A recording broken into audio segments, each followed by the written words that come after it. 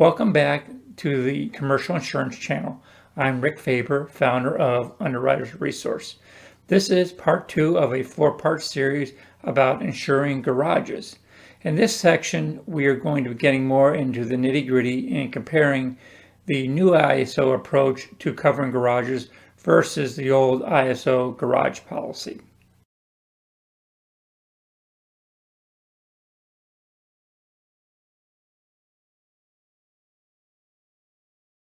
Welcome to Insuring Auto Service Garage Risks, Part 2 of a four-part series. Before moving into new territory, let's recap from Part 1. First, ISO no longer offers a garage product for service risks. Secondly, they now use a combination of general liability and business auto coverage forms to replace the CA0005. ISO has also filed specific endorsements that adapt these coverage forms to garage risks, specifically CG 2268 and CA 9937. Finally, general liability and auto coverage is not identical, but it is equivalent to garage coverage. So how is the combination of the CG 0001 and CA0001 broader than the garage form CA0005? Under the garage form, garage operations means the ownership, maintenance, or use of locations for garage business and that portion of the roads or other accesses that adjoin these locations. Garage operations includes the ownership, maintenance, or use of the autos indicated in Section 1 of this coverage form as covered autos.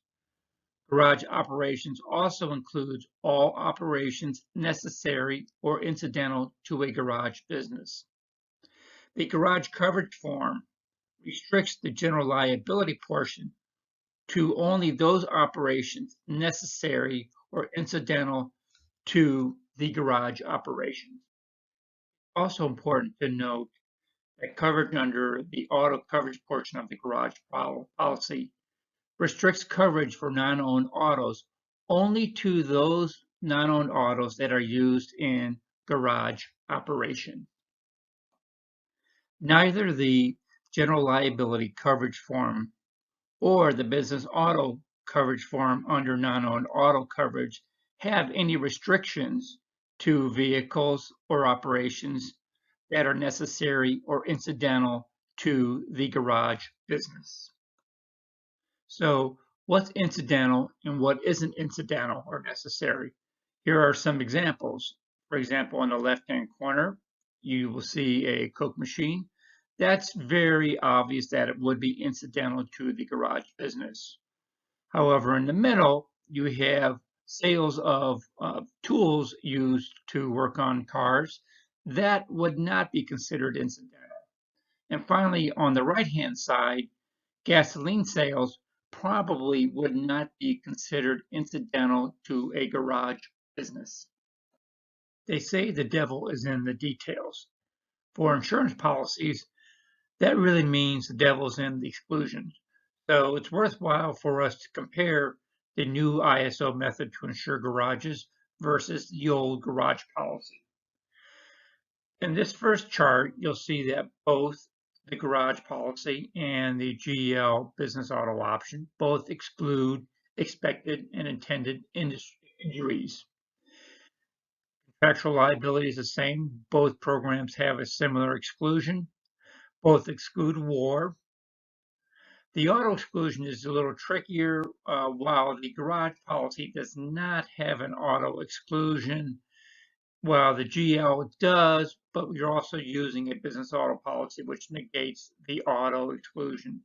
And also, it's good to mention that under the GL program, you can always add some limited coverage back for customers' autos used on and around the premises through the use of CG 2268. Both approaches have similar watercraft exclusions and similar aircraft exclusions.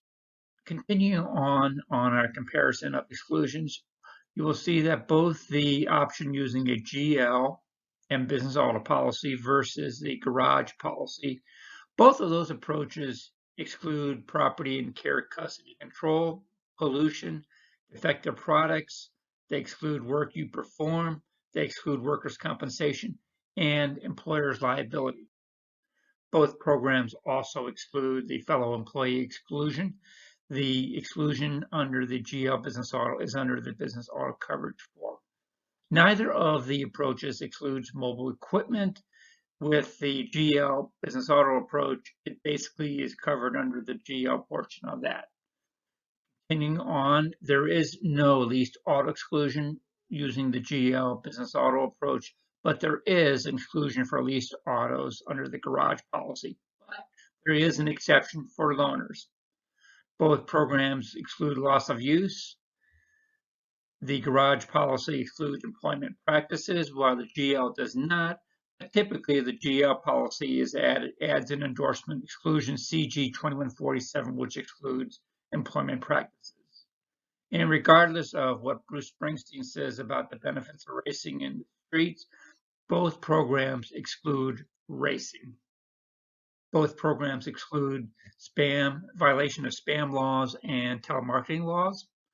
The general liability policy excludes liquor liability. While the garage policy does not specifically exclude liquor liability, it would still need that operation where they're selling liquor would actually still need to fit the necessary or incidental requirement.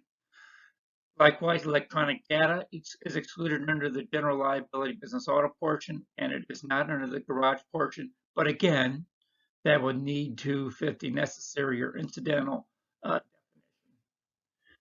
Finally, both programs exclude product recall. If you remember from part one of the flaws of the old garage program was that it used a rating basis based upon purely payroll. There's no longer a flaw under the current program because general liability uses the standard ISO rating rules and algorithms, as well as the appropriate premium basis for those classifications. Likewise, the commercial auto coverage uses the standard ISO business auto rating rules and algorithms. For your own benefit, I have listed the general liability classes and rating bases for the traditional garage classifications. Most of them are based upon sales. The exception to the rule would be private parking, which is actually based upon the area. We've come to the end of part two, but here's some of the key points that I want you to remember.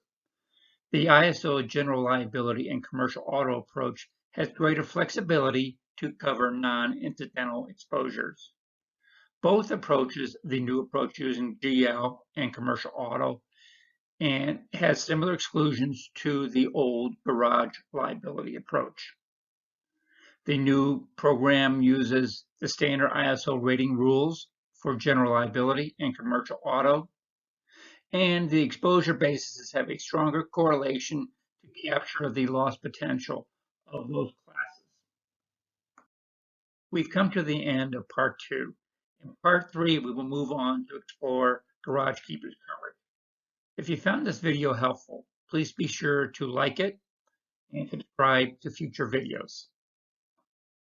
If you have any questions about the subject matter in this video, please leave them in the comments section below or email us at richard.uwresource@cox.net.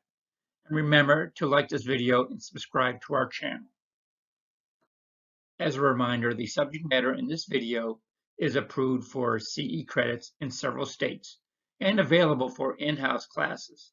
If you're interested in scheduling an in-house CE session, contact us via email at richard.uwresource@cox.net. I hope you enjoyed this video.